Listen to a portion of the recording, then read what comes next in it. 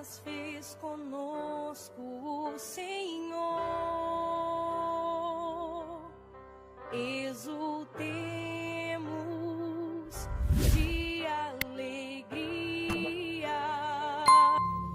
Quantos relacionamentos precisam ser rasgados para que depois eles sejam costurados do jeito certo? Fazer cair por terra todas as ilusões que nós temos do outro, ou todas as pretensões que nós julgamos em cima do outro. Não, o outro não tem que corresponder às minhas expectativas. O outro tem que ser ele. E se por acaso houve uma empatia comigo, ali construímos uma relação de amizade, se não, uma relação de respeito só. Mas é preciso rasgar. Nós precisamos viver o enfrentamento. O enfrentamento que depois vai provocar uma libertação em nós. Enfim, a vida sempre vai nos pedir uma observação. A vida sempre vai pedir de nós calma, paciência, porque com pressa nós passamos por cima de todas essas necessidades e não somos capazes de reconhecê-las.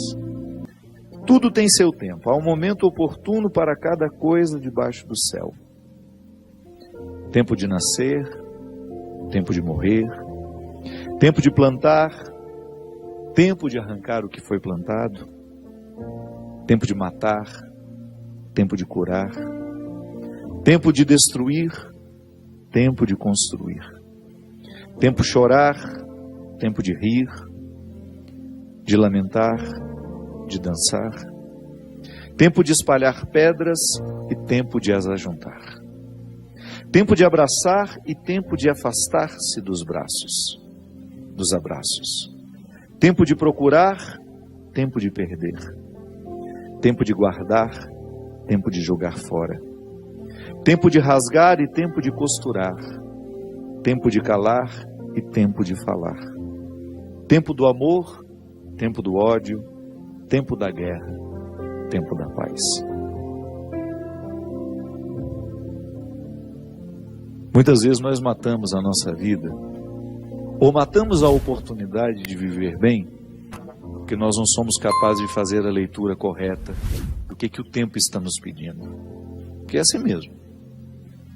Cada dia o tempo vai nos pedir alguma coisa. E é esse olhar atento que vai dando a gente essa condição, essa clareza de perceber o que de fato hoje grita pelo meu nome. O que de fato hoje chama por mim? Qual é a realidade hoje que é inadiável?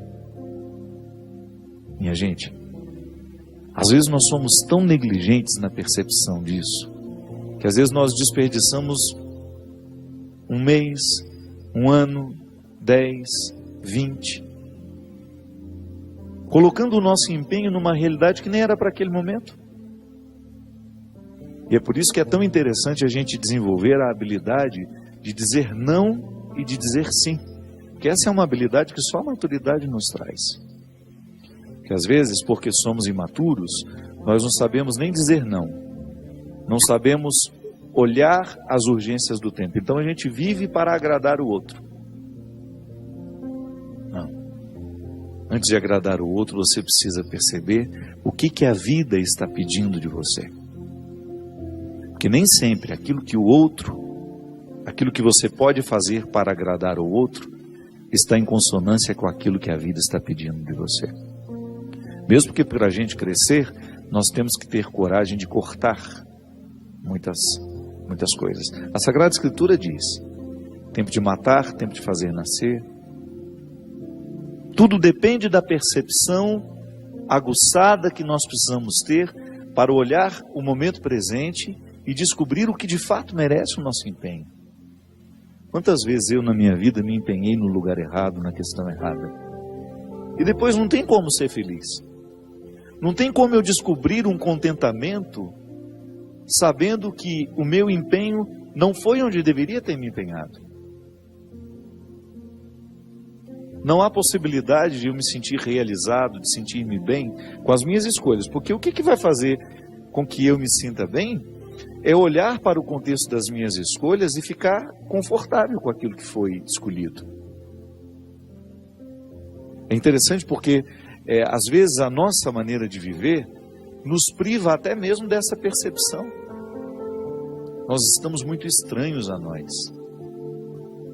Não é estranho com o outro, não. É estranho a nós mesmos. Estranhos a nós mesmos. A música fala, né, que às vezes nós ficamos sem alma. O corpo precisa de alma. Sim, eu preciso de sustento para a minha vida. Eu preciso de significar a minha matéria. Eu preciso colocar alma em tudo aquilo que sou eu. Até na casa onde eu moro. Eu sempre saio de casa, e agora eu fiquei 17 dias fora de casa, que eu emendei o evento que eu tive em Maringá, depois com a peregrinação, e da peregrinação já fui para o evento de Recife. Fiquei 17 dias sem pisar na minha casa. E a vida tem me ensinado que a casa não é um aglomerado de paredes. A casa é um sentimento que me ocorre. Não é só uma construção material, não. Quando eu entro dentro daquelas paredes que eu construí com o meu trabalho, ali eu identifico a alma que me sustenta. É um sentimento que me ocorre. Nós que voltamos da peregrinação agora, eu tenho certeza que todos experimentamos isso. Quando a gente abre a porta da casa, quando a gente entra, é um sentimento bom que nos ocorre. Isso é alma. É quando a matéria está plena de significados. É quando a gente começa a atribuir um significado que ultrapassa as paredes, os móveis, o telhado ou a laje, o jardim, o portão de entrada. É um sentimento que nos ocorre. E é interessante que a qualidade da nossa vida depende, está intimamente ligada à nossa capacidade de depositar alma nas coisas. Eu não estou falando dessa alma, do significado mais profundo da nossa vida, dessa dimensão espiritual que me conecta com a eternidade. Não. Eu estou falando de tudo aquilo que vive e que faz sentido à matéria. Traz sentido àquilo que é material. Então a gente usa de maneira inadequada o termo alma. Perceber que os meus objetos estão perpassados por um significado que ultrapassa a matéria. Como dizia Rubem Alves, né? Existem coisas que são mais que coisas, são coisas que nos fazem lembrar.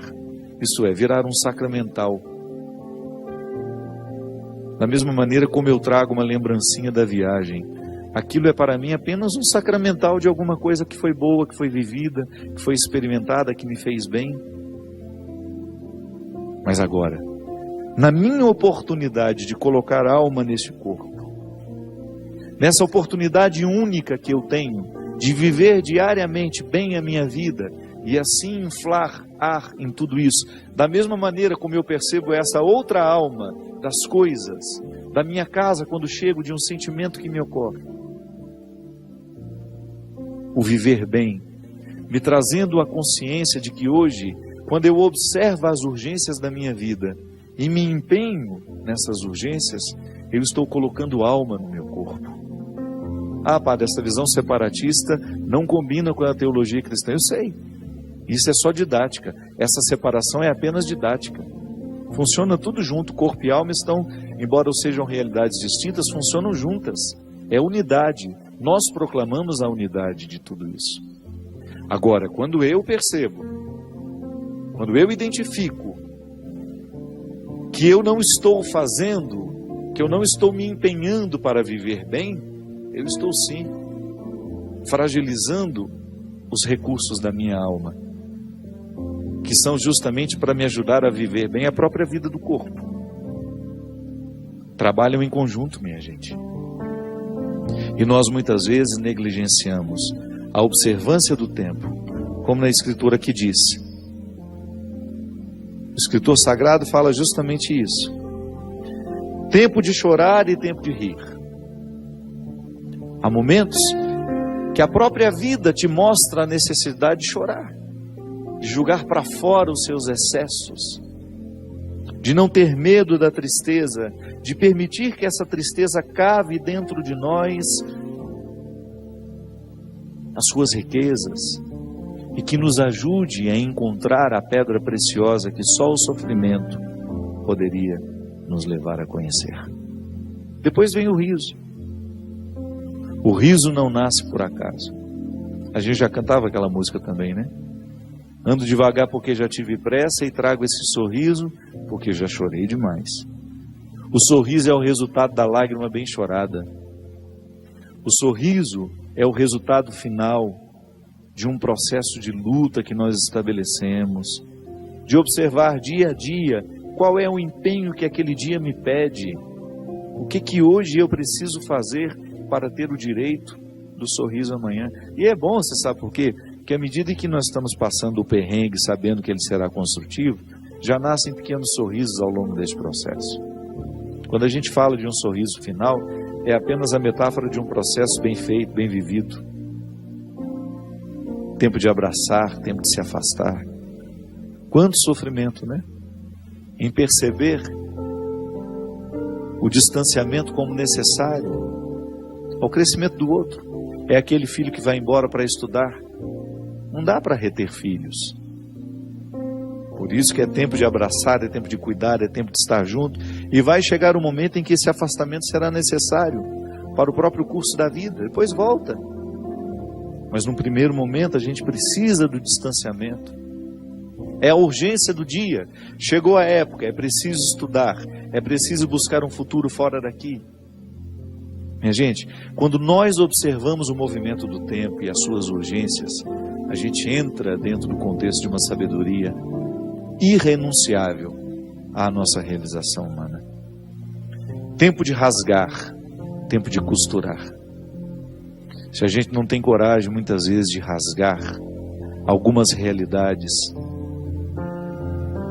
depois jamais conseguiremos viver a libertação dela. Hoje até escrevi sobre isso. Muitas vezes nós lamentamos perder. E quando na verdade a gente vai observar aquilo que a gente perdeu, não foi perda, foi libertação.